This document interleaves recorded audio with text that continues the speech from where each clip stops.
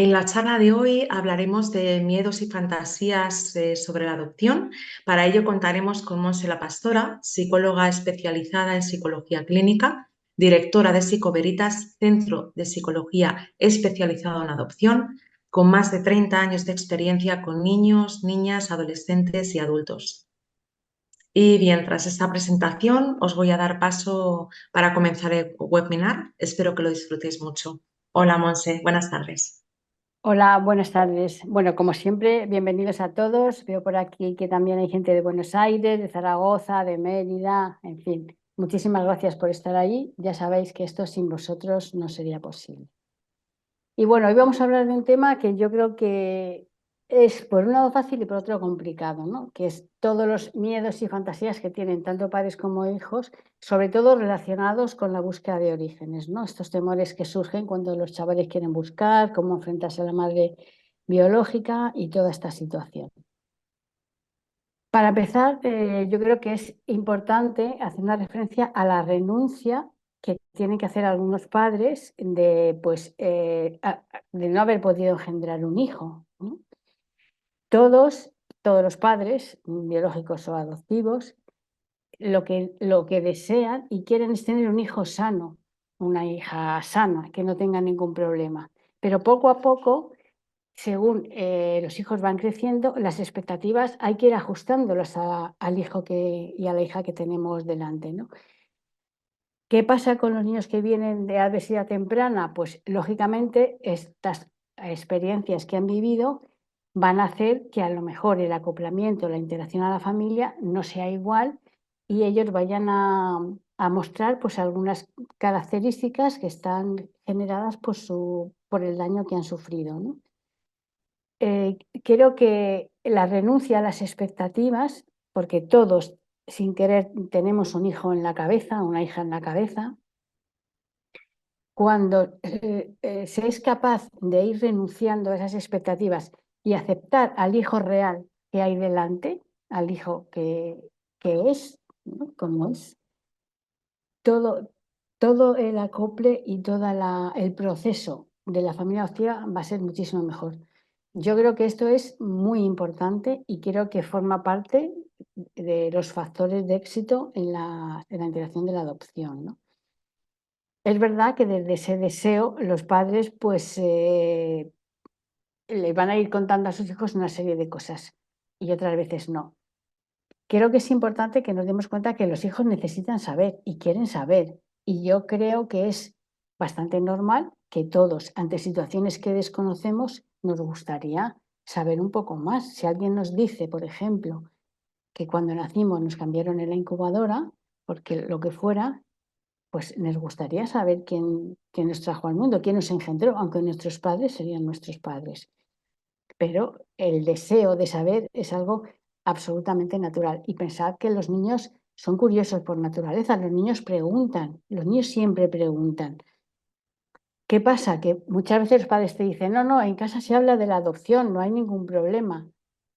Bueno, se habla de la adopción desde un lugar muy superficial. O sea, si pensamos en un iceberg, por ejemplo, ¿no? Que hay abajo una parte que no se ve, ¿qué es lo que se suele hablar en casa? Pues dónde nací, cuál es mi país o mi ciudad de origen, cómo se llamaba el orfanato donde yo estuve, que yo sé que salí de la tripa de otra mamá. Eso no hay ningún problema. Pero debajo hay otras muchas cosas, como son el dolor del abandono, cómo te duele el abandono, la rabia por este propio abandono, las preguntas de dónde estará mi madre, se acordará de mí, cómo sería mi vida si no me hubieran dado una adopción, si no hubiera habido un abandono, cómo seré físicamente, cómo me pareceré a ella, cómo será mi padre, habré heredado algo suyo o no, qué pensaría de mí si mi madre me viera ahora. Soy malo y por eso no me quiso, soy malo y por eso me abandonó. No sé quién soy, me falta información y no sé qué hacer con esta falta de información. Eh, Ahí tengo confusión en a dónde pertenezco, de dónde soy.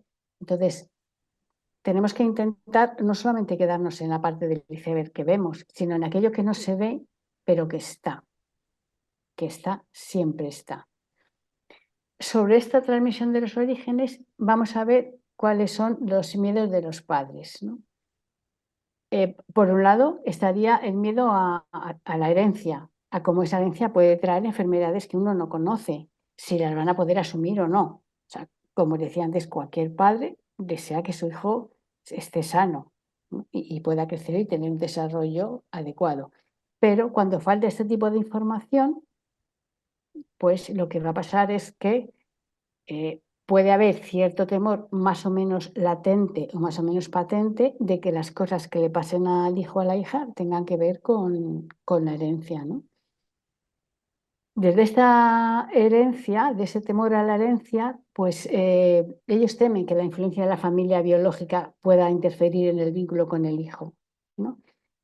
Es como si no hablo de ella, de la familia biológica, no va a estar en su mente. eh, eh, que a lo mejor imaginaos, ¿no? Por ejemplo, cosas que hemos visto en la consulta. A lo mejor se sabe que la madre ha ejercido la prostitución. Entonces, los padres, más o menos conscientemente, van a tener miedo a que algunos padres, no todos, a que su hija pueda ejercer la prostitución. ¿Qué hacen? Que cada vez que sale, ten cuidado con los chicos, a ver qué vas a hacer, esa ropa que llevas no me gusta nada, parece que vas pidiendo guerra.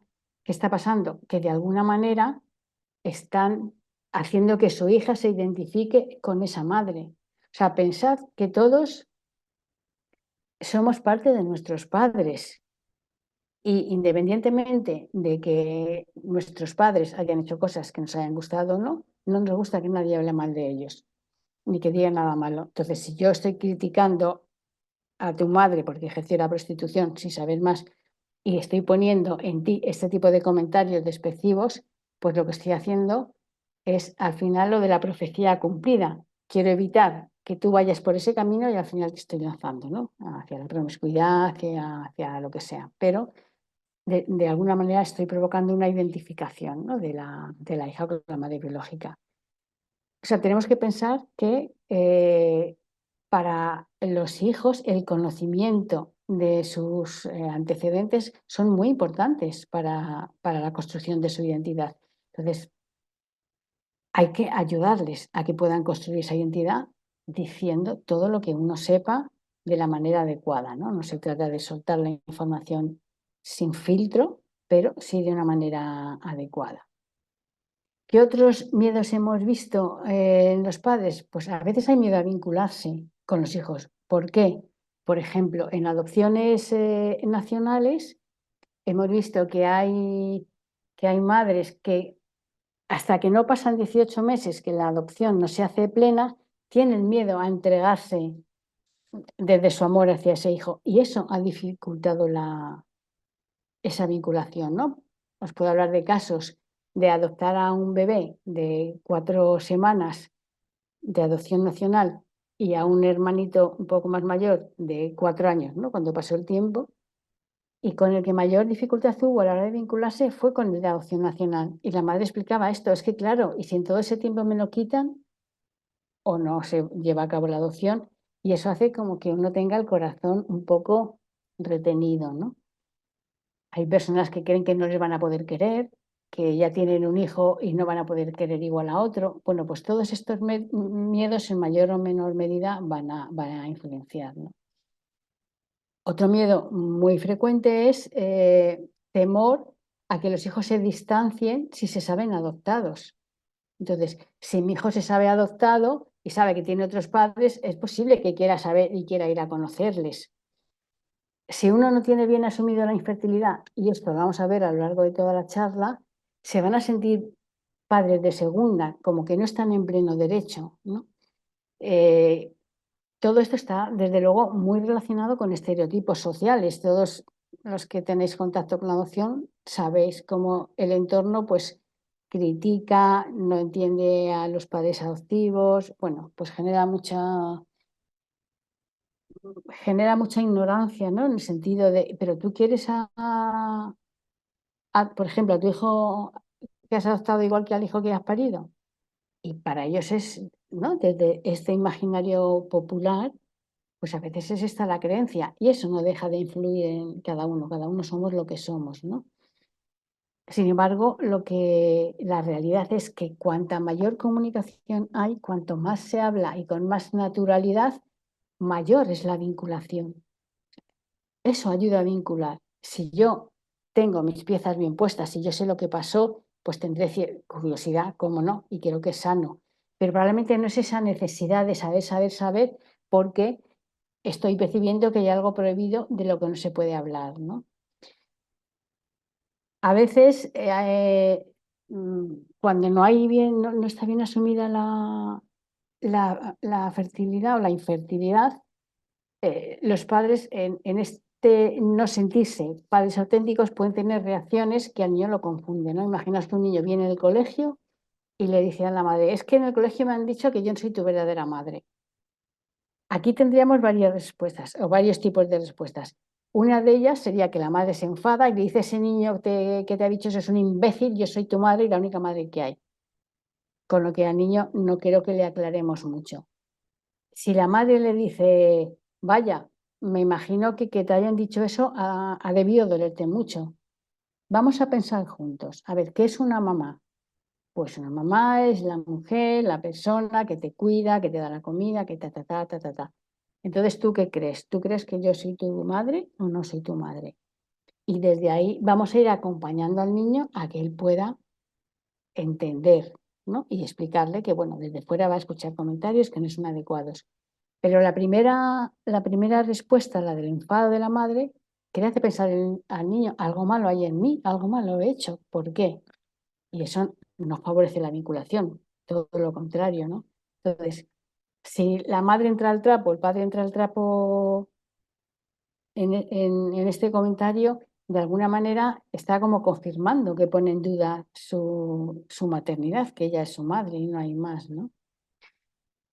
Miedo a enfrentarse a la infertilidad, ¿no? Como tal. Bueno, pues yo creo que no es fácil asumir el que uno no puede engendrar hijos. Creo que en la novela que cada uno nos hemos formado de nuestra historia no está pensado que no vayamos a poder tener hijos, y cuando esto ocurre es un duro golpe, ¿no?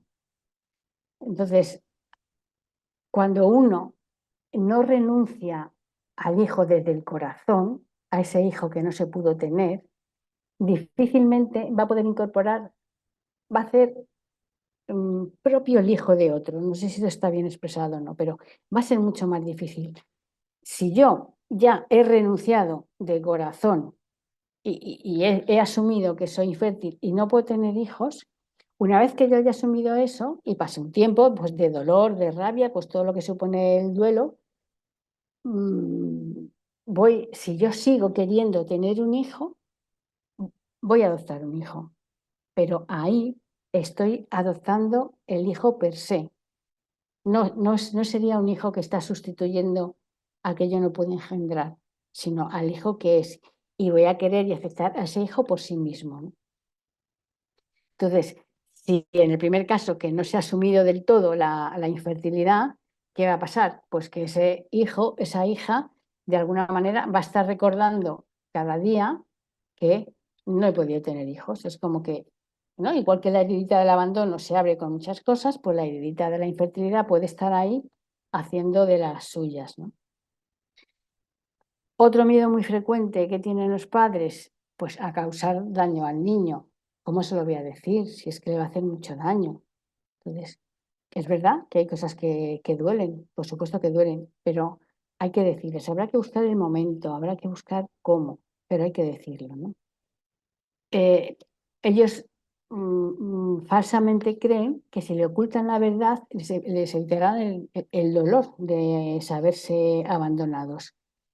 Pero muchas veces no tiene tanto que ver con el miedo de los padres, sino con el miedo de los hijos, sino con el miedo de los padres. Son ellos los que no son capaces de afrontar sus duelos, la pérdida de la infertilidad, la pérdida de un padre u otro, y están poniendo ese dolor que ellos no han podido asumir en su hijo, creyendo que no va a poder asumir el duelo por el abandono.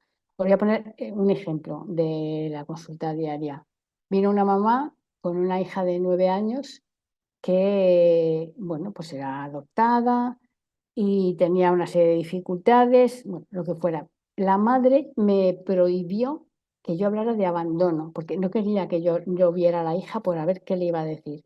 Bueno, después de intentarlo, porque creía que era bueno para la hija, me dejó verla con la condición de que yo no le hablara de abandono.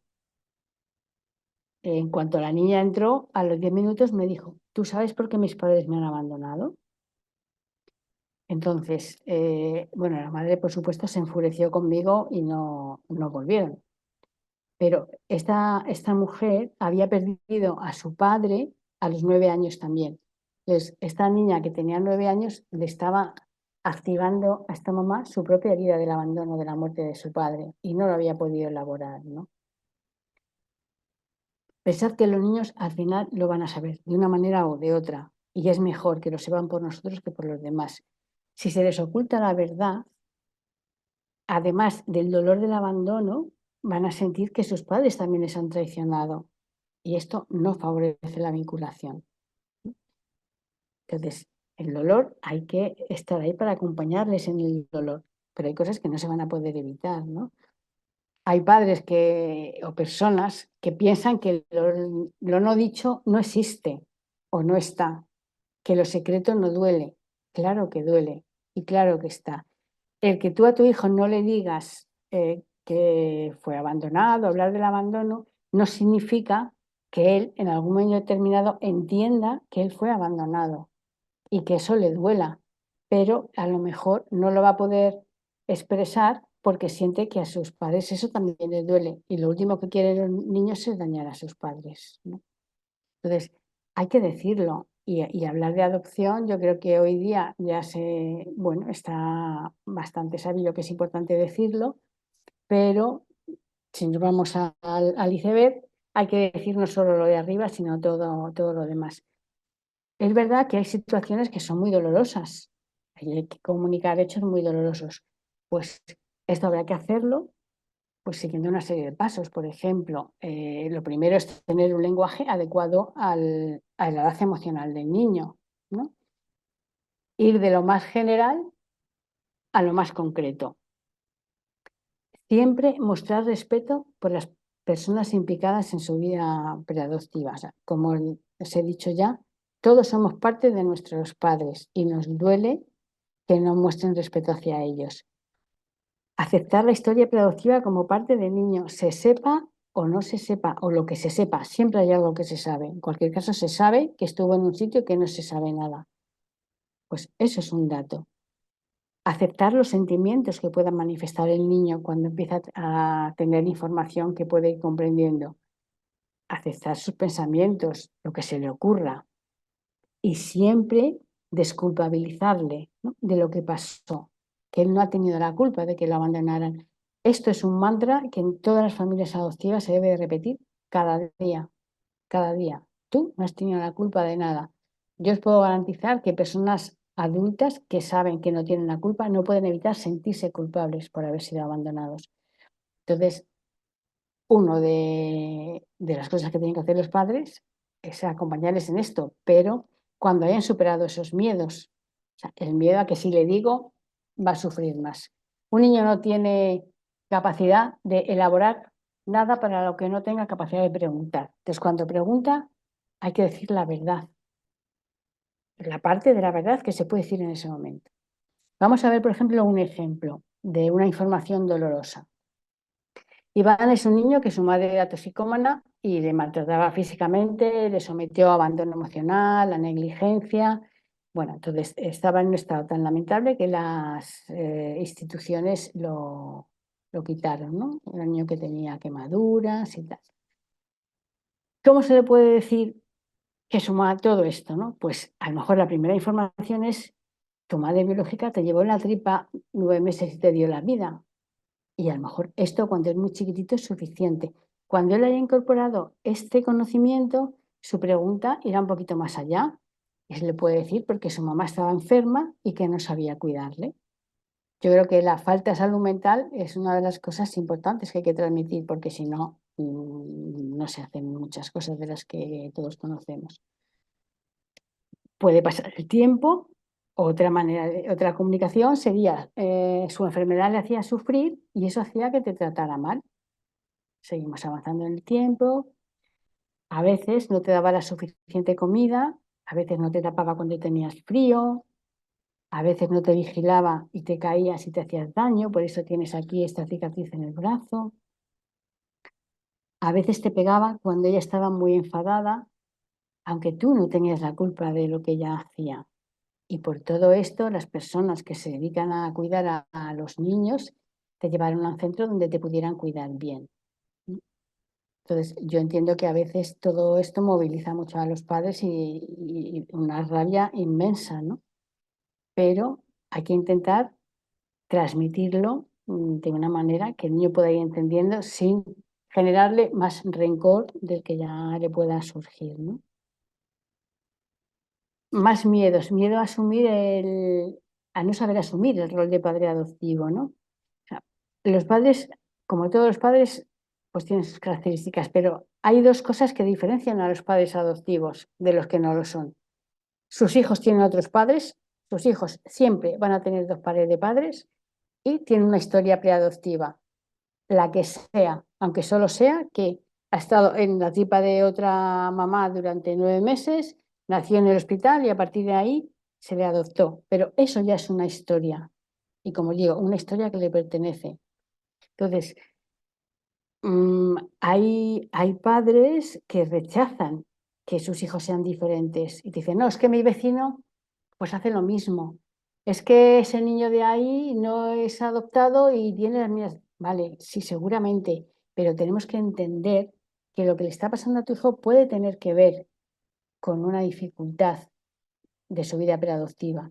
No es lo mismo que tu hijo sea hiperactivo y que tenga un problema en la gestión con la dopamina, a que tu hijo no pare de moverse porque su sistema nervioso está hiperactivado porque está en alerta continua. No es lo mismo y la manera de abordarlo no es lo mismo. Entonces, si los padres se niegan a reconocer estas diferencias, poco favor le van a hacer al hijo, ¿no? Y desde luego esto va a dificultar la integración familiar, ¿no? Y yo creo que es importante que los padres hagan este trabajo, ¿no? Que por más que sus padres quieran negarlo, la historia de su hijo es la que es. Cuando hay casos en que hay mucha dificultad en asumir todo esto, pues yo creo que lo importante es hacer un trabajo personal, ¿no? Porque, como os decía antes, todos tenemos nuestros duelos, nuestros temores y nuestras heridas. Y a veces las heridas interfieren en los miedos que podemos tener que proyectamos en los hijos, ¿no? Otro miedo habitual es que el hijo deje de quererles cuando empieza a querer buscar, ¿no? Entonces, si no se ha asumido bien la infertilidad, pues pueden entrar en competencia con los padres, a nivel inconsciente, por supuesto, ¿no? Pero esto hace que no quieran hablar de la familia biológica por miedo a que dejen de quererles e incluso abandonarles. Entonces, evidentemente, esto no es así. Tanto los niños, niñas o adolescentes sienten curiosidad y necesidad de saber sobre su pasado, porque lo necesitan para construir esa identidad, necesitan saber lo más posible para saber quiénes son ellos, ¿no? Para que esa identidad sea lo más fuerte posible. Los padres que tienen miedo a esto tienen que entender que sus hijos no están buscando a otros padres, ni mucho menos. Están buscando completarse a sí mismos, ¿no? Por un lado, aquí podríamos hablar de la identidad psicológica, que es la interna, pues como identidad, y si vamos hacia afuera a hacer el viaje, a encontrar a los padres biológicos, estamos buscando también reforzar ese andamiaje psíquico que está más vulnerable por la falta de piezas que le faltan, ¿no? La verdad es que los estudios que hay y la experiencia nos dice que cuanto mejor se hace esta transmisión de orígenes, cuanto más asumido está la infertilidad, cuanto más comunicación fluida y sin tantos miedos, la vinculación con los hijos es muchísimo mejor. Y además, los hijos, cuando esto se hace bien y no hay tantos miedos, no tienen tanta necesidad de ir a buscar. O sea, pueden tener curiosidad, pero cuando hablamos de esta necesidad de ir es porque muchas veces en su fantasía es como si quisieran encontrar en los otros padres lo que no han encontrado en estos. Y creo que este es un miedo complicado porque puede perjudicar muchísimo a los peques, ¿no? Miedo al rechazo de la adopción, tanto encubierta por una reacción exagerada. Entonces, es verdad que muchos padres, pues pensando, a ver, por un lado, tratan la adopción como si fuera un tabú y rechazan, como hemos visto antes las diferencias, todo lo que tiene que ver con esto. Y luego hay situaciones exageradas en las que pues están rechazando todo el tiempo, poniendo de manifiesto todo el tiempo las diferencias. Por ejemplo, todo el día, ay, ese pelo rizado tan bonito que tienes, ay, qué piel tan bonita tienes, es que esos ojos tan oscuros, que pues de alguna manera también se está incidiendo en ver esa diferencia, ¿no? Entonces, como siempre, sentido común y término medio, ni pasarse por un lado ni pasarse por el otro, ¿no? Que yo sé que no es fácil el término medio, ¿no? Ni dónde está la raya, pues nadie lo sabemos, ¿no? En esto de miedo a la diferencia, pues la diferencia real es que el niño tiene dos pares de padres y tiene una vida preadoptiva. Entonces, ante esto, podemos ver esto, eh, el rechazo absoluto, mi hijo no es diferente, lo que le pasa no tiene nada que ver con la adopción, estas son cosas que le pasan a todos los niños porque de alguna manera sienten que, que reconocer que su hijo puede tener alguna situación que tenga que ver con el abandono es como si fuera un hijo defectuoso. Y eso no lo pueden asumir, ¿no? Sobre todo si hablamos, pues, padres, madres con algún perfil narcisista, ¿no? Ejemplos de este tipo de rechazo. Pues a lo mejor estar hablando de la madre biológica en un grupo y decir una madre adoptiva. No entiendo cómo podéis hablar de la madre biológica. Aquí la única madre que hay somos nosotras. Y decirlo muy enfadada, ¿no? O otra vez yo cogí el teléfono, estaba tomando nota, ¿tu hija es colombiana? Me dijo, no, mi hija es española. Su hija era de nacionalidad española, pero su hija era de origen colombiano. Entonces, bueno, pues todo esto, desde luego estos miedos que tienen los padres van a repercutir en la vinculación con los hijos, ¿no? Entonces, ni rechazar de esta manera tan brutal, ni enfatizar y en cualquier caso, pues verse las hereditas que cada uno tiene, ¿no? Otro miedo es que cuando los hijos van a buscar a la familia biológica, les vayan a abandonar. Pensar, por ejemplo, en la adolescencia, los adolescentes, por una cuestión evolutiva, se van separando de sus padres, adoptivos o biológicos, porque necesitan tener pues tener su identidad, crear su grupo de amigos, su dependencia, tiene su grupo de pertenencia fuera de la familia también. ¿Qué pasa? Que si los padres sienten que esta búsqueda lo que está haciendo es separarles, es para separarles, van a interpretar esa faceta evolutiva como un abandono hacia ellos. Entonces, ellos puede ser que se alejen también afectivamente para no sufrir. Mi hijo nos está abandonando, mi hija se está marchando, yo no puedo con esto, me alejo también afectivamente. Entonces, la adolescencia es un momento muy importante para reafirmar la vinculación. O sea, en la adolescencia vamos a reeditar toda aquella vinculación que aprendimos en nuestros primeros años y que se ha ido conformando de una determinada manera con la familia adoptiva. Entonces, aquí hay que tener mucho cuidado y estar muy presente con los hijos, entendiendo que ellos no nos van a abandonar, que la adolescencia, el alejamiento afectivo de la adolescencia no tiene que ver con el abandono. Eso tiene que ver con los miedos de los padres y con los miedos, con las heridas de cada cual, ¿no? ¿Cuáles serían los miedos de los hijos? Pues el conflicto de lealtades, ¿no? Imaginaos con una familia que no acepta mucho a la familia biológica, ¿cómo voy a decir yo en casa que quiero conocer a una familia biológica? No le puedo hacer esto a mis padres, no les puedo hacer daño de esta manera. Entonces, qué difícil debe ser querer a los dos, no poderlo expresar, sentir que algo está mal.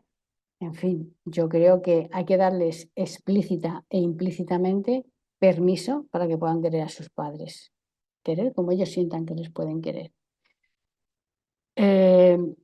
A veces los hijos también tienen miedo a encontrar cosas desagradables, ¿no? Me decía una persona adulta que tiene miedo a encontrar a su familia biológica, no va a ser que su madre le diga que es fruto de una violación. Pues esto normalmente es una fantasía, puede ser realidad, pero no parece, ¿no? Por las circunstancias.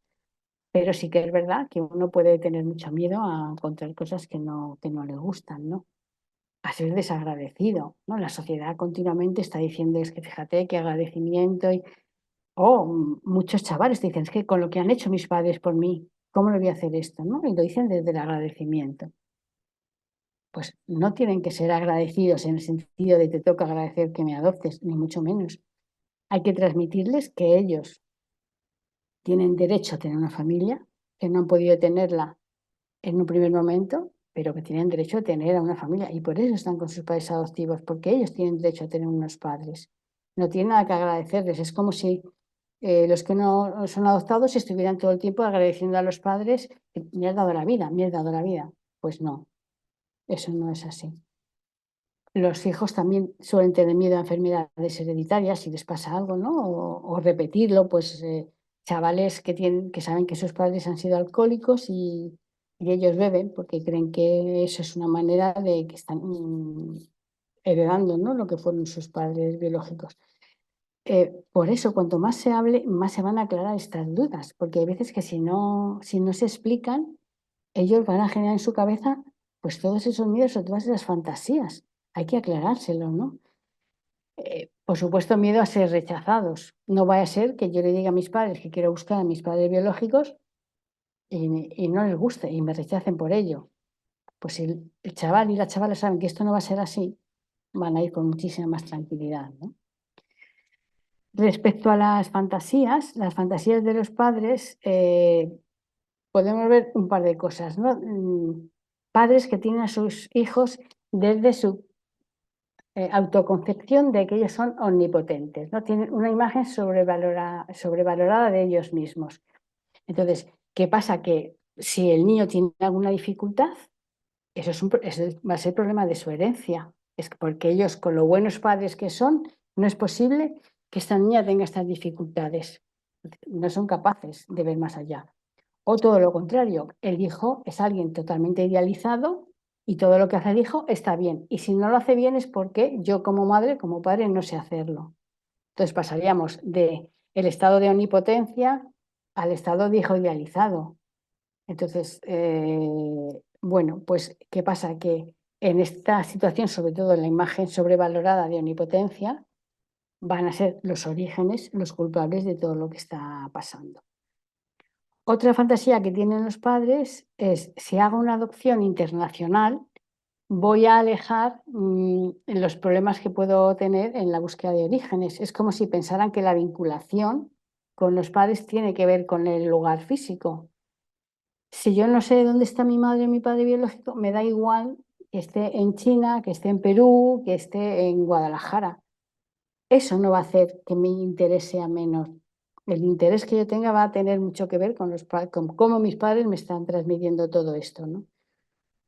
Entonces, las mentiras, las medias verdades, las fantasías sobre los orígenes, yo creo que es uno de los factores más importantes en la vinculación con los padres. O sea, cuando hay una buena transmisión de orígenes, y repito que esto es un proceso de años, mucha más aceptación y mucha más satisfacción psicológica hay en los hijos y en los padres, ¿no? En la familia adoptiva.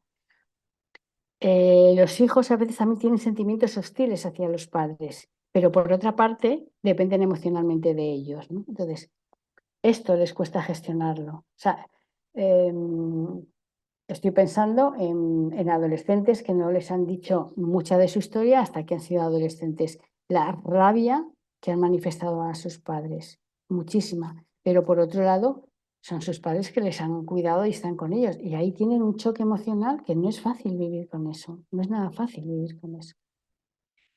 ¿Cuáles serían las fantasías de los hijos? Pues las explicaciones que ellos se dan sobre el abandono. Porque me abandonaron, porque a mí seguro que algo hice mal, todo lo que tiene que ver con esto, ¿no? Y os repito que los adultos también tienen estas fantasías, aunque saben que no son reales, pero no pueden evitar pensarlas. ¿Cómo vivirían, cómo viven sus padres, si piensan en ellos, si él puede o ella puede ir a rescatarles y a darles dinero si lo necesitan? Una fantasía frecuente es que hay muchos chavales que están esperando que en cualquier momento llame su familia biológica, su madre biológica a la puerta, que le está viniendo a buscar. Entonces, si esto no lo pone en voz alta, no sabemos en qué está pensando. Si lo pone en voz alta, sí lo podemos ir desmontando. Esta y otras fantasías, ¿no? Cómo sería su vida en su país de origen, ¿no? Pues unos piensan que muchísimo mejor, otros que muchísimo peor. Bueno, pues cada cual. Que han sido robados de sus padres, que sus padres no querían abandonarles, que eso ha sido una cosa fortuita y que seguro que les siguen buscando, ¿no? Otros piensan que son unos padres malos, malísimos y que hay que vengarse de ellos y desde esa sensación de rabia y dolor convertido en odio, pues están fantaseando cómo se pueden vengar de los padres. Otros piensan que están muertos cuando no lo están y saben que no lo están, pero han generado esa fantasía de que están muertos. Y te describen imágenes concretas, ¿no? Como, pues se le veía como un señor que iba por la calle con los pelos muy despeinados, sucio, con la ropa rota. Esas son cosas que en la mayoría de los casos ellos no han vivido, ¿no? Que sus padres les necesitan económicamente, ¿no? Como decíamos antes, pues yo voy a ser alcohólica, drogadicta, me voy a morir en el parto como mi madre, todas estas cosas que ellos saben y que se pueden generar en su cabeza sin que sea verdad. Tanto los miedos como las fantasías es importantísimo decirles siempre, yo os hablo del mantra de tú no tienes la culpa de nada de lo que pasó. Tú no tienes la culpa de que te abandonaran. Tú no tienes la culpa de lo que sea. Ellos no tienen la culpa de nada. Bueno, vamos a acabar hablando un poquito de la madre biológica, ¿no? Muchos padres adoptivos manifiestan agradecimiento, ¿no?, a la madre biológica, pero a veces rascando un poquito más, pues surgen celos, competencias, miedo. El tema de la madre biológica entre los pares, entre los chicos de la misma edad, entre adolescentes o niños más pequeños, no suele generar ningún tipo de conflicto. Hablan con naturalidad, lo que no piensan, lo que no. ¿Por qué no se hace esto en casa? Pues porque ellos algo están percibiendo que no se puede hablar. Y os repito que los niños son absolutamente perceptivos. Si dicen en algún momento algo, alguna pregunta y perciben un gesto de incomodidad en la madre o en el padre, no lo van a volver a hacer porque ellos no quieren que sus padres se enfaden, no quieren hacerles daño.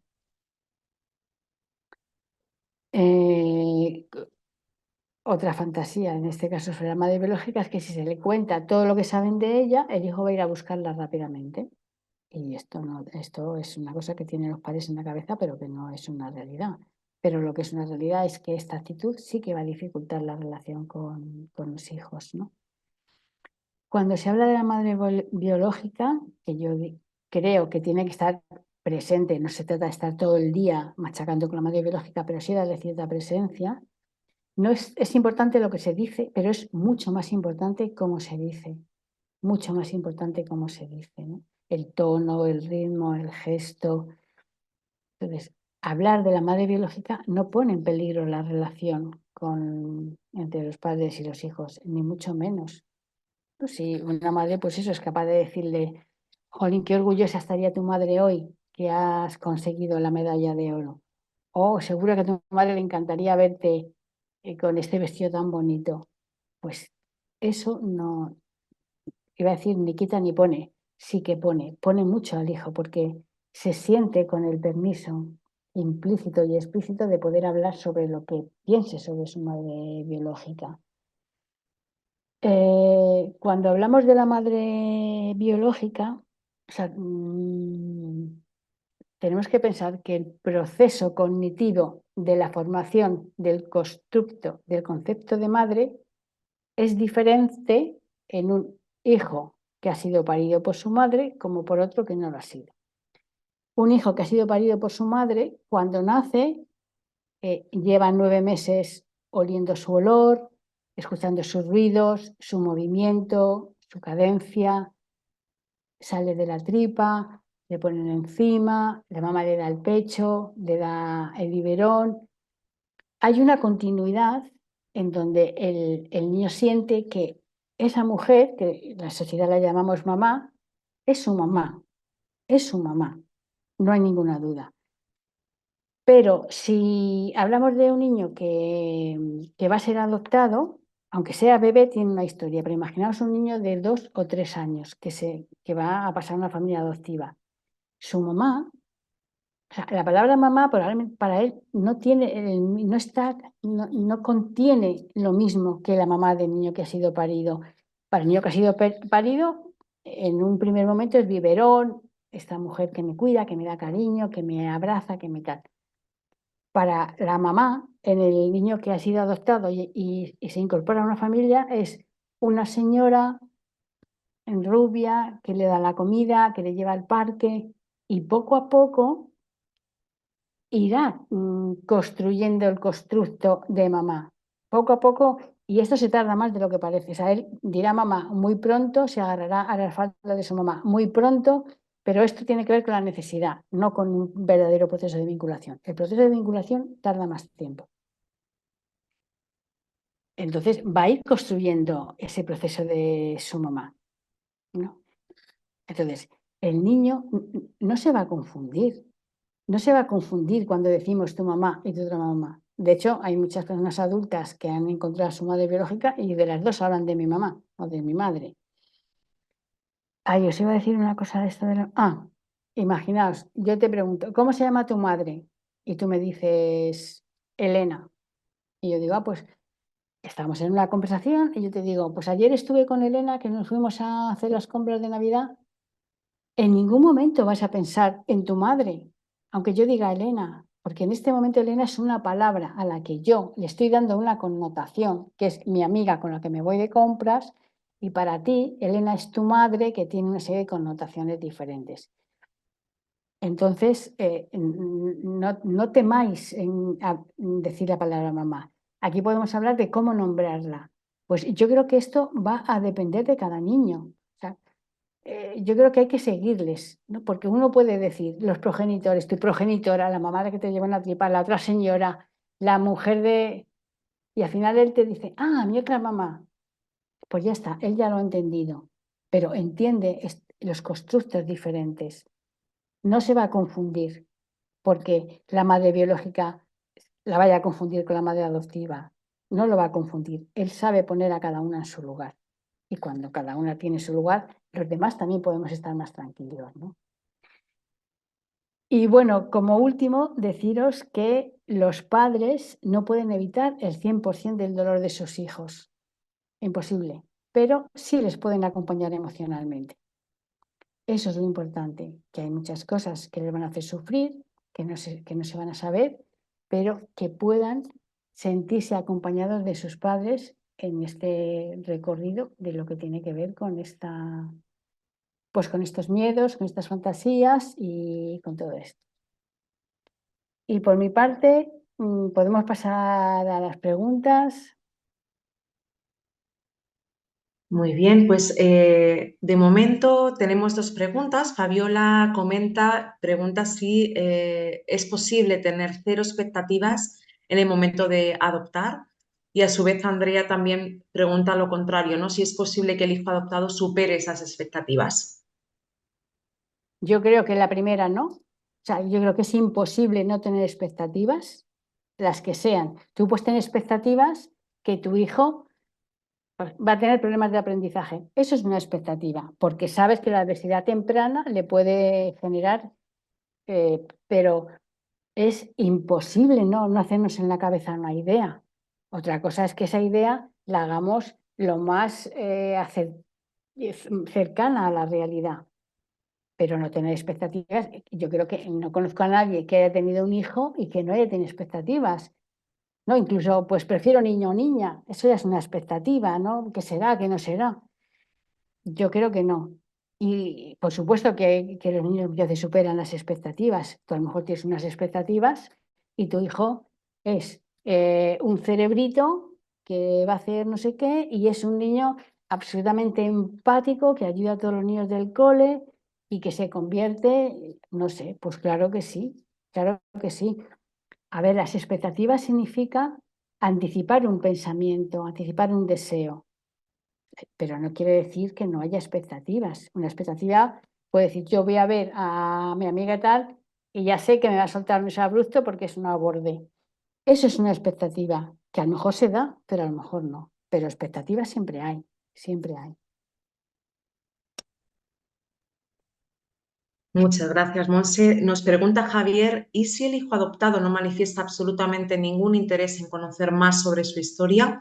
¿Debemos preocuparnos entonces de que no se esté construyendo su identidad adecuadamente? Yo creo que aquí hay que seguir un poco el ritmo de los niños o adolescentes, pero es verdad que si los hijos no hablan, pueden hablar los padres, ¿no? Frases como, pues eso, oye, tu madre estaría muy orgullosa de verte, o cuando, no sé, seguro que hay veces que cuando piensas en tu madre te enfadas, o seguro que te gustaría conocerla, o cantidad de comentarios que detrás puede haber esto, ¿no? Se me ha ido la pregunta. Se me ha ido.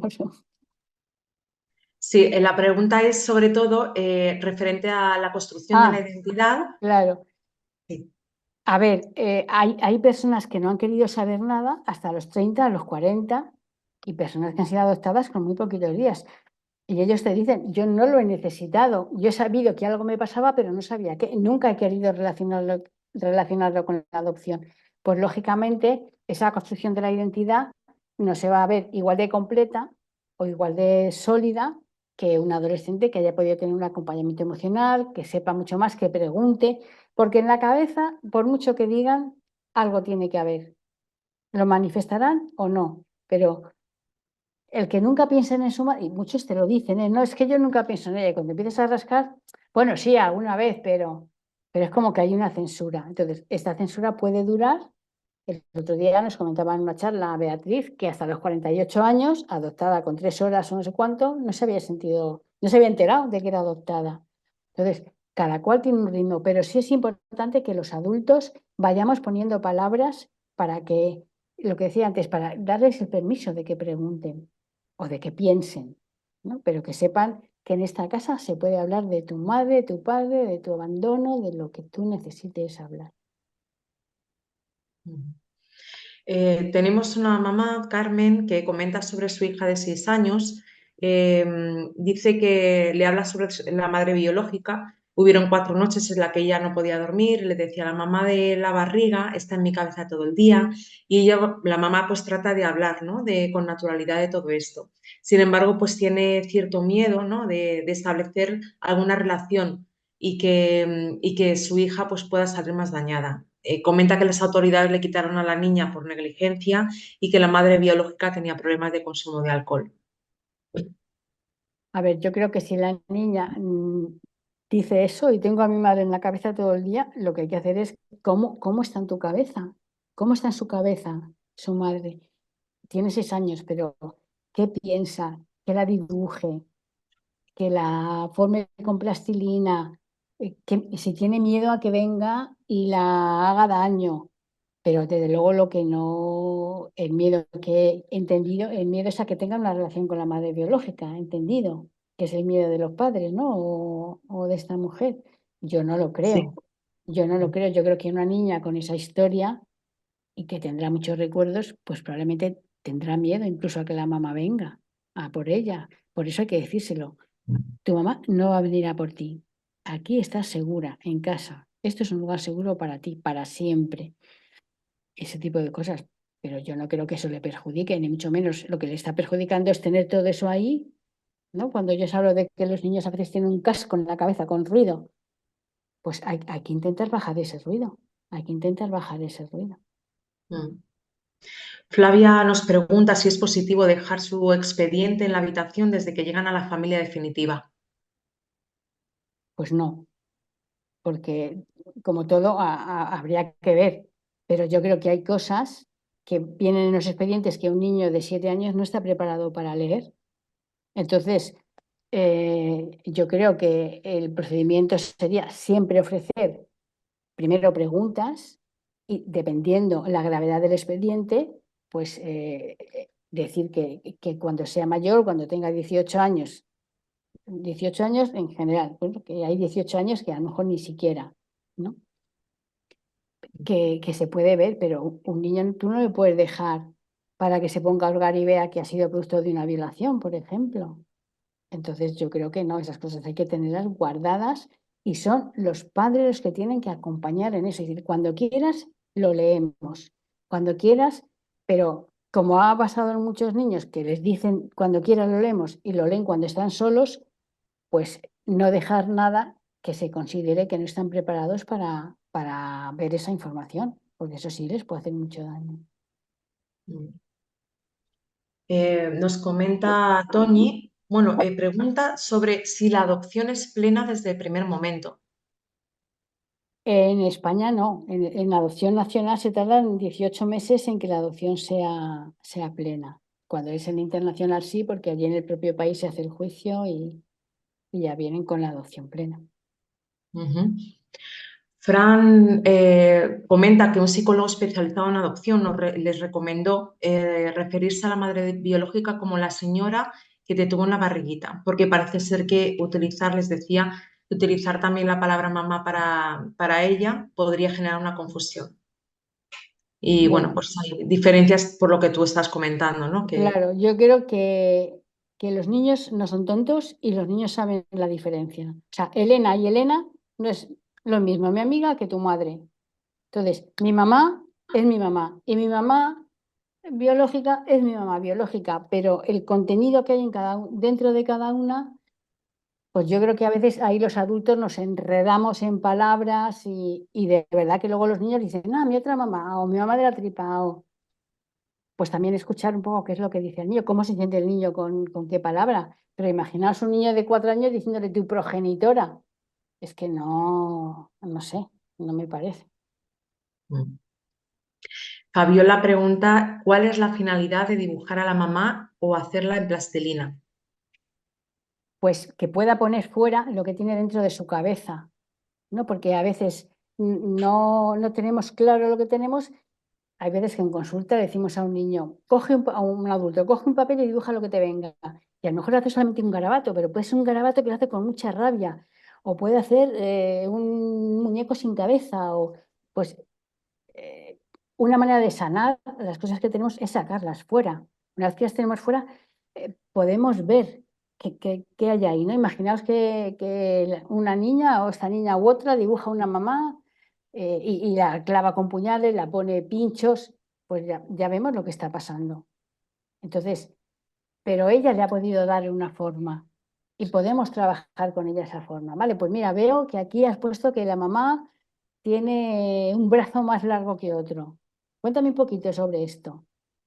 Y por ahí ir explorando, darle forma. O sea, los niños, sobre todo los niños, tienen pensamiento concreto. Entonces, el hablar de la mamá biológica, a lo mejor para ellos, pues tampoco está hasta que no lo entienden bien. Pero todo lo que sea concretar, yo la hago. Entonces, no es igual que yo la haga en plastilina, que elija una plastilina roja, que una negra, que una blanca. ¿No? Que la haga con la cabeza muy grande y con la tripa muy grande o con la cabeza muy pequeña, ¿no? Entonces, pues todo eso nos puede ir dando. Desde luego, en consulta lo utilizamos mucho, pero en casa yo creo que el poderla dibujar y dejar ese dibujo y que ella poco a poco vaya haciendo sus comentarios, me parece que es una manera de sacar parte de ese ruido que puede tener en la cabeza. Mm. Laura comenta que su hijo llegó un poco ya mayor, tiene a su madre biológica idealizada, cuenta historias que ellos saben que no son así porque cuentan con bastante información y no sabe muy bien cómo, te preguntan cómo podríamos abordar esto. Bueno, pues poco a poco, desde la información que tienen, le pueden ir diciendo, no sé, en los papeles que tenemos no pone nada de esto. Bueno, lo podemos ir viendo, o sea, no se trata de decirle no, no, no, no, o te gustaría que tu mamá fuera una estrella de cine, ¿no? pero que eso, que el niño se sienta que le están entendiendo, porque a lo mejor él hay una parte de, a ver, si estamos hablando de un niño no psicótico, que son la mayoría, él en alguna parte sabe que eso que está diciendo es una invención. Él sabe que está poniendo una mamá que es la que a él le gustaría tener. ¿No? O sea, no es un niño que esté delirando, a eso me refiero. No es un delirio.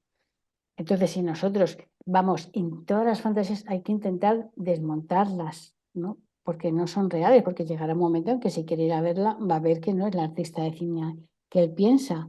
Pero a lo mejor sí se le puede devolver. Seguro que te gustaría que fuera así tu mamá, porque yo creo que no es así. Cuando quieras lo vemos y le soltando cositas sin agobiarle, ¿no? Si él hace eso es porque ahora necesita hacerlo. Ya bajará, ¿no? Ya.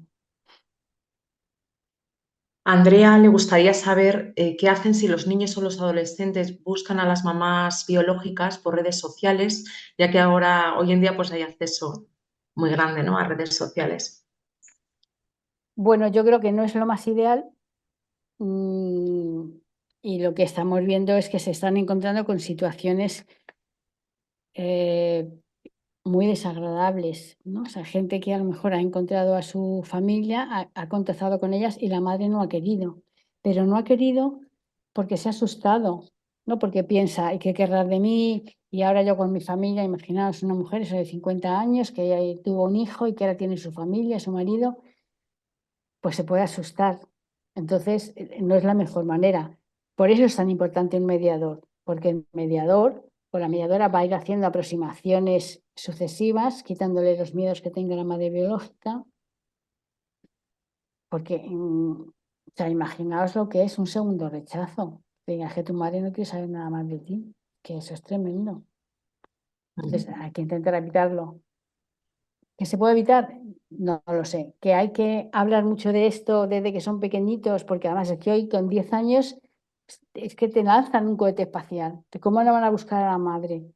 Entonces, pero si ellos que saben que eso es algo que pues les detona, tienen a su madre que lo puede hacer con ellos, pues eso sería lo ideal. Y si lo hacen por su cuenta, pues explicarles los riesgos que corren también, ¿no? Pero evitarlo, yo creo que no se puede evitar al 100%. Ujú. Paula, una docente que tiene un alumno adoptado, pregunta pues que se producen situaciones en las que hay niños que tienen dudas y preguntas acerca de la adopción. Y la pregunta es si estaría indicado el tratar este tema con el grupo y cómo se podría enfocar. Pues mirad, en el grupo de padres adoptivos que tenemos, algunas madres lo que han hecho es ir al aula de su hijo o su hija y explicar lo que es la adopción, incluso han llevado alguna foto, lo que ellos consideren. Y eso hace que los niños lo entiendan mejor y que se trate de una manera diferente, porque a todos lo que no conocemos nos genera cierta incomodidad. Entonces, él va, primero se siente el protagonista, habla de su adopción, no quiere decir que vaya a contar datos, ni mucho menos, ¿no? Solo hablar de lo que significa ser una familia de adopción y cómo se llega a esto. Y eso ha resultado bastante bien. Y luego, ya que estamos aquí los docentes, ojalá estuvieran muchos más, pues cuando se hace el árbol genealógico, cuando se les pide traer una foto de bebés, pues todo esto, tener en cuenta que ya hay muchos niños adoptados, en España no sé si hay 65.000, que ellos no se sientan, que no pueden participar de eso, o que sea otro recordatorio de tú no, tú eres diferente. Entonces, bueno, hay muchas actividades que se pueden hacer que no les hagan daño, ¿no? Ujú. Toñi nos pregunta sobre el tema de la duración de los 18 meses de adopción nacional, que en ese momento que todavía no es plena. ¿Qué situación podría ocurrir que te quiten al niño, por ejemplo, porque los padres biológicos lo reclamen? Claro, porque los padres biológicos lo reclamen o porque se considere que en ese momento los padres pueden estar con ellos. Yo creo que tiene que ver con que los padres biológicos tienen derecho a reclamarles durante un tiempo. Y si los padres lo reclaman, o sea, generalmente cuando un bebé tiene un auto de adopción es casi seguro que no, los padres no se pueden hacer cargo, pero el miedo es libre, ¿no? Claro. Una familia comenta, Fabiola pregunta que hay una familia que ha mentido a su hijo durante 30 años sobre su adopción y le gustaría decirle sobre ello, ¿no? Y bueno, pues no sabe muy bien si sería bueno que sea ante un psicoterapeuta o hacerlo solamente en familia. Yo creo que en familia, esto son cosas de familia. Una cosa es que vayan primero a un terapeuta que les aconseje cómo hacerlo, que les dé algunas directrices, pero yo creo que esto es una misión de los padres y de la familia, quien tiene que hacerse cargo de esta situación, porque si no, ¿qué le estás transmitiendo al hijo? No soy capaz de decirte esto, tan malo es que yo no te lo puedo decir, tan grave es que no te lo puedo decir. Pues no, no es nada grave ni nada malo, es una circunstancia de vida. Ujú. Pilar nos pregunta si esto que has comentado de que el hijo vaya al aula o la madre en este caso para hablar del tema de la adopción, se podría hacer también en una clase de adolescentes. Si el adolescente quiere y considera que es bueno para él, yo creo que ahí habría que valorarlo entre la madre, el adolescente, la madre y la profesora para ver cómo está esa clase.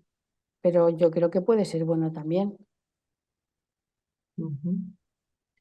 De momento no tenemos más preguntas.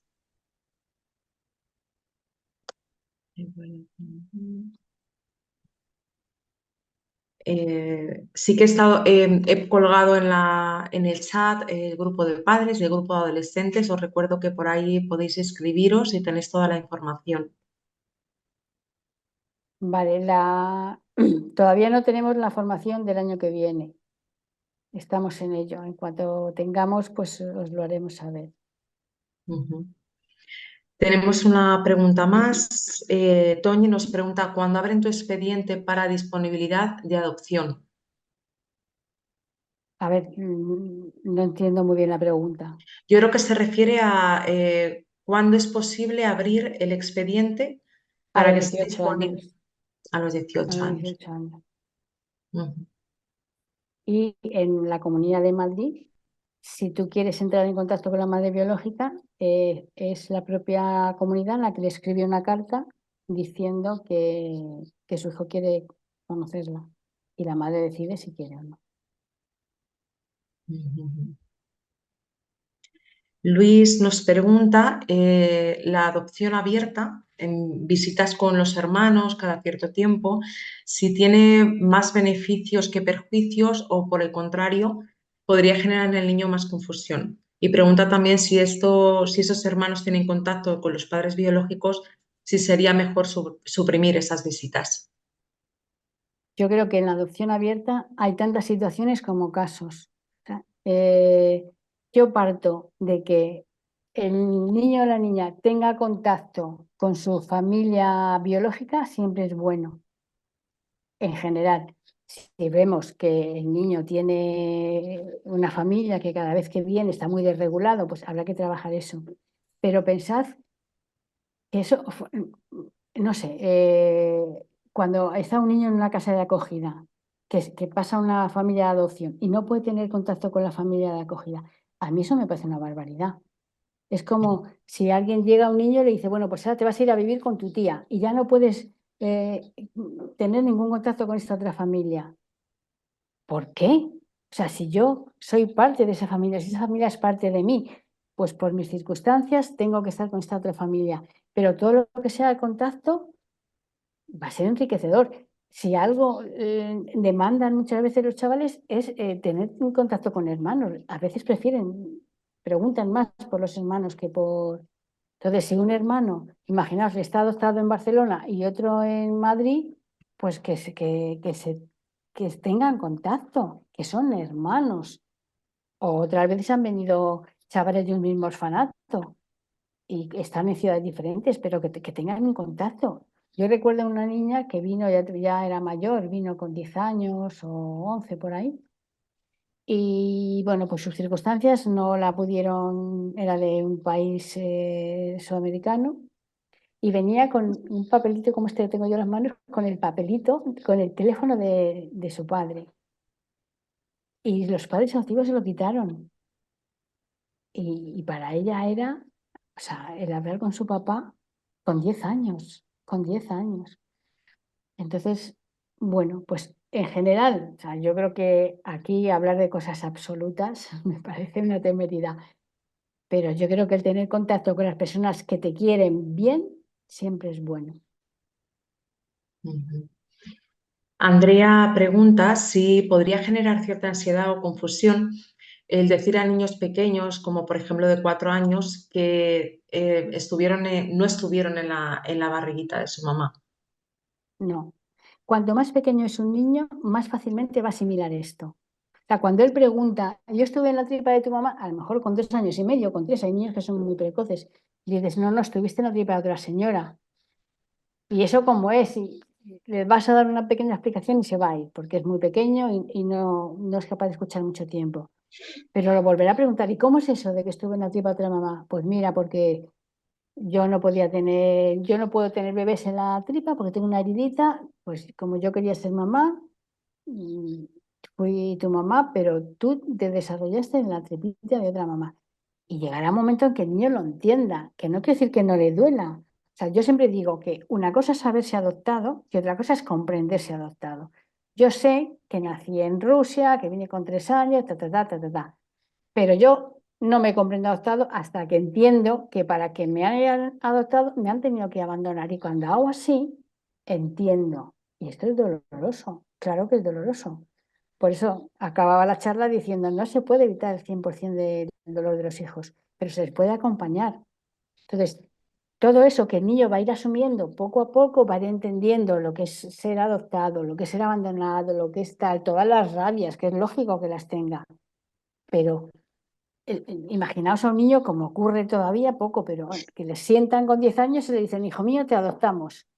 Y eso es todo lo que se habla de la adopción, que eso se hacía en los años 50. Hoy por hoy ya casi no se hace, pero bueno, todavía. El otro día estaba yo en el veterinario y me dijo la veterinaria que hizo el cumpleaños de su hija. Y vino una mamá y le dijo, mi hija es adoptada, pero nadie sabe que es adoptada. Así que, por favor, aquí no quiero ningún comentario. En un cumpleaños, estamos hablando del siglo del 23. Pues todavía hay cosas así, pero las menos, las menos. Pero no tengáis miedo, que el decir la verdad es comunicar, es hablarles a vuestros hijos de que estáis para ellos, de que da igual lo que sea, que les vais a acompañar. Las mentiras y las medias verdades solo generan dificultad en la relación, en la vinculación. Ujú. Toñi comenta que está en proceso de adopción y que una vez han abierto ya el expediente, ¿cuál sería el siguiente paso? El expediente de adopción en la Sí, Comunidad de Madrid, no dice dónde, Toñi Navarro, pero no sé de en dónde es. Murcia, En a Murcia ver, pone, sí. en cada comunidad es diferente. Entonces, yo te puedo decir que será más o menos en Madrid. Una vez que tú abres el expediente, pues tienes que ir a una serie de reuniones informativas. Luego te dan una formación de 4 días, de 4 horas cada día. Luego pasas al informe psicosocial, en donde el psicólogo, yo en este caso valoro, el trabajador social valora el nivel económico y bueno, y otras cosas. Y a partir de ahí, todo eso se presenta en la comunidad, que es la que da el certificado de idoneidad. Es verdad que lo más importante es que el psicólogo y trabajador social veamos que es una familia que tiene capacidad de parentalidad adoptiva. A partir de ahí, cuando tienen el certificado de idoneidad, ellos ya tienen que ir buscando una agencia que o van por libre, en algunos países se permite, cada vez menos, a gestionar la adopción. Pero Ujú, yo he dado cursos en varias comunidades sobre esto y en cada comunidad es diferente. Por ejemplo, en Navarra, si tú das un negativo a una familia, hasta los 5 años no puedes volver a pedir otro expediente. En Madrid son 6 meses. Entonces, bueno, en Andalucía no me acuerdo si eran 3 por ahí, no lo sé. Pero ujú, vamos, que yo de lo que es la burocracia de la adopción tampoco tengo mucha idea, la verdad. ujú. Fabiola nos pregunta, tiene una familia que acaba de tener un hijo biológico, están intentando tener otro hijo biológico y mientras se encuentran en proceso de evaluación para adoptar. Pregunta si esto es buena idea. No solamente no es buena idea, sino que está prohibido. O sea, tú no puedes comenzar un proceso de adopción hasta que si tienes un hijo no tenga 1 año. Lo que pasa es que a veces, pues eso, no somos policías, no sabemos, ¿no? Pero yo creo que es importante que entiendan que no es igual. Tú tienes en tu cabeza un hijo, el hijo que quieres tener, y tienes en tu cabeza el hijo adoptado que es totalmente diferente. ¿Cómo puedes gestionar eso? ¿Qué vas a hacer? ¿El que primero venga te quedas con él?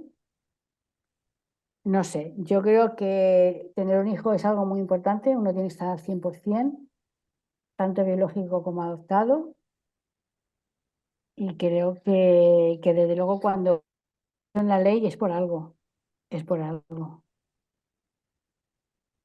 Fabiola sigue preguntando y dice sí, y si no tienen hijos, pero mientras están siendo Igual, evaluados. igual, igual, igual, Ujú. igual. De hecho, o sea, en la clínica vemos muchas veces personas que han ido a adoptar y que luego se han quedado embarazadas y hay diferencia entre un hijo y otro. Entonces, bueno, que no quiere decir que la diferencia en positivo sea para el biológico, a veces no. A veces han tenido tantas expectativas, tanto deseo y tantos años de espera con su hijo adoptivo que luego llega el biológico y dicen, pues ahora no estábamos mucho esperando esto. Quiero decir que da igual, ¿no? En los casos, pero que uno no, la cabeza no puede estar igual. La cabeza no puede estar igual. Y desde luego la preparación interna que se supone que deben tener los padres adoptivos no puede ser igual. O sea, ese trabajo del que yo hablo siempre, que los padres tienen que hacer a la hora de tener un hijo, yo creo que no, aunque todos tenemos los fantasmas que sean, pero cuando vas a hacer tuyo el hijo de otro, yo creo que hay un proceso casi imprescindible, casi imprescindible. Mm. De momento no tenemos más preguntas, Monse.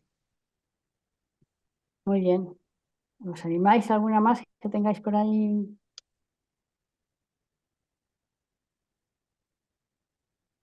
Bueno, pues si no hay más preguntas, mira, por aquí hay otra.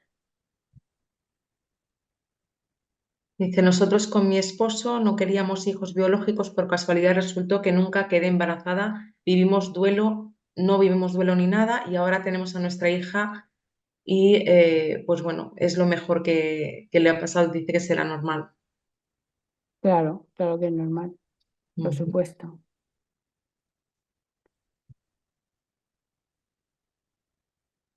Monse, ¿tú has pensado adoptar? Qué bueno.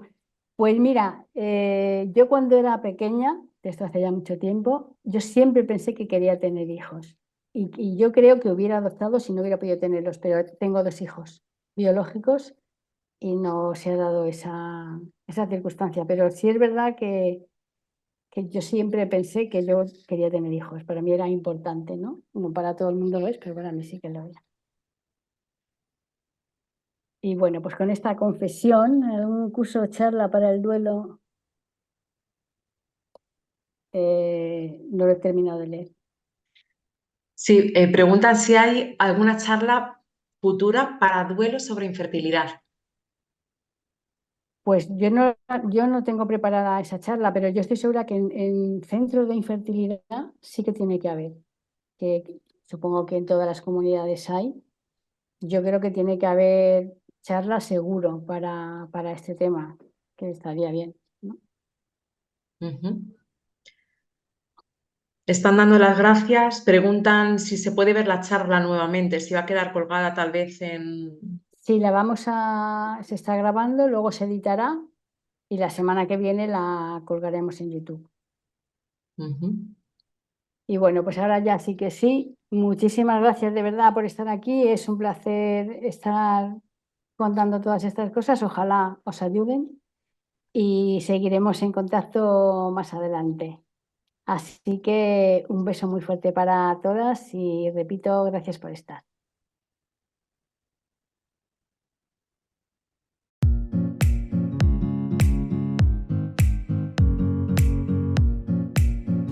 Puedes seguirnos en nuestras redes sociales y si quieres compartir algo con nosotros, menciónanos con el hashtag Psicoveritas.